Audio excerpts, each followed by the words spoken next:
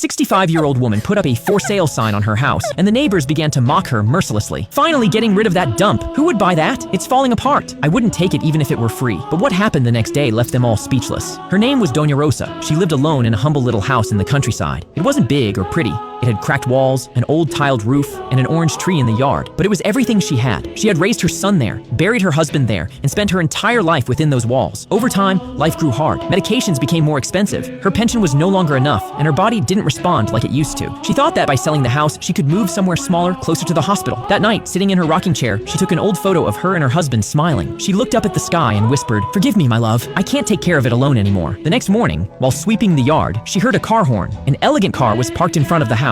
A man in a suit stepped out and knocked on the gate. "Are you Doña Rosa?" "Yes," she replied, confused. "Is the house still for sale?" With a trembling voice, she said, "Yes," but added, "It's a simple house. It has no luxuries." The man smiled. "I am not looking for luxury." Then he asked a question that left her frozen. "Is it true that Don Antonio lived here?" Doña Rosa turned pale. "You knew my husband?" The man grew emotional. "He saved my life." He told her that as a child, he had lived on the streets. No parents, no food, nothing. One day, Don Antonio found him hungry, brought him into that house, fed him, taught him to read, and paid for his schooling. "He told me that everyone deserves a second chance," the man said. Taking a deep breath, he continued, "I came to buy the house.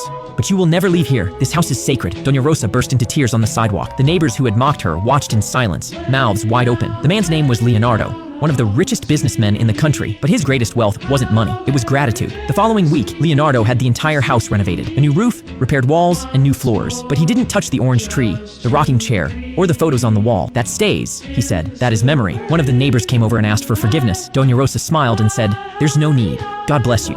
Because the good we do in silence is never forgotten. If you also believe that good always comes back, comment Amen and share this story.